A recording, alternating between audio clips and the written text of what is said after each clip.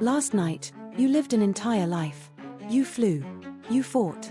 You fell in love with someone who doesn't exist. And you forgot all of it within 5 minutes of opening your eyes. Here's what's terrifying. This happens every single night. The average person spends 6 years of their life dreaming. 6 years of experiences, emotions, and impossible worlds almost entirely erased by breakfast. But here's what sleep researchers discovered that changes everything. There's a window. A tiny neurological gap between sleep and waking where your dreams are still accessible. Miss it, and they're gone forever. Catch it, and you can remember dreams with shocking clarity. The difference between people who remember their dreams and people who don't isn't brain chemistry. It's not genetics. It's not even how deeply you sleep.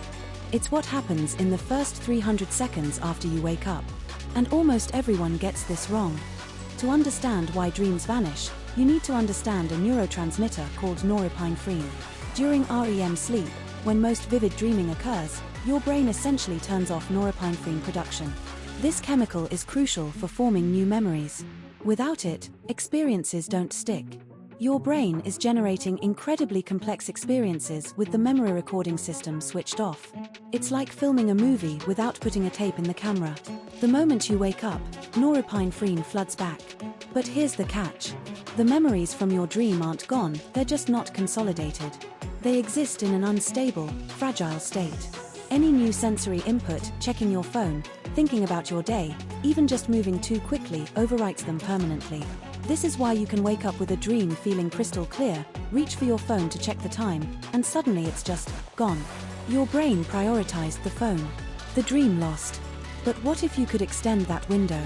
What if you could catch those memories before they dissolve? The dream journal isn't just a diary for weird experiences. It's a neurological training tool. And most people use it completely wrong. Here's what actually works. The journal needs to be physical, not your phone. The light from screens triggers a cortisol response that accelerates memory erasure. Paper doesn't. Keep it within arm's reach.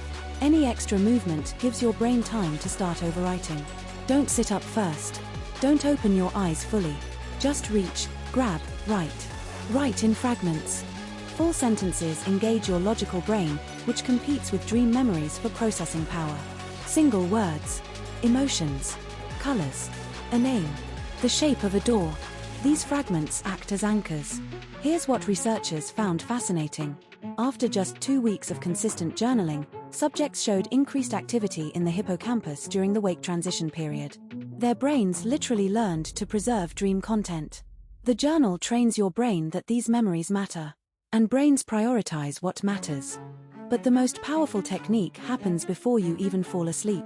It's called intention setting, and it sounds almost too simple to work. As you're falling asleep, you repeat a single phrase, "I will remember my dreams." That's it. No visualization. No complex ritual. Just repetition until you drift off. Why does this work? During the transition into sleep, your brain enters a highly suggestible state called hypnagogia. Instructions given during this window get encoded differently than normal thoughts. They become directives. Sleep researchers at Harvard found that subjects who practiced intention setting for 1 week showed a 47% improvement in dream recall. Not because they dreamed more, because their sleeping brain was primed to flag dream content as important. Think of it like setting an alarm inside your own mind. You're programming yourself to pay attention at the exact moment when attention matters most. The 5-minute window after waking. But there's something even stranger happening during this process that scientists didn't expect to find. Your sleep architecture itself changes when you prioritize dream recall. The brain doesn't just passively record dreams. It actively participates in whether you remember them. People who consistently practice recall techniques show longer periods of REM sleep during the final cycles of the night, exactly when dreams are most vivid and memorable. Your brain adapts. It gives you more of what you're paying attention to. There's also the wake back to bed method. Set an alarm for 5 hours after falling asleep. Wake up for 20 to 30 minutes. Then go back to sleep. This interruption creates something remarkable. When you re-enter sleep, you plunge almost directly into REM. Dreams become more vivid, more narrative. And crucially, the memory systems are slightly more active because you haven't been asleep as long. It feels counterintuitive. Interrupt your sleep to remember it better. But the data is consistent. This single technique has helped more people achieve lucid dreaming than any other method documented in research literature. Here's what nobody tells you about dream recall. It gets weird.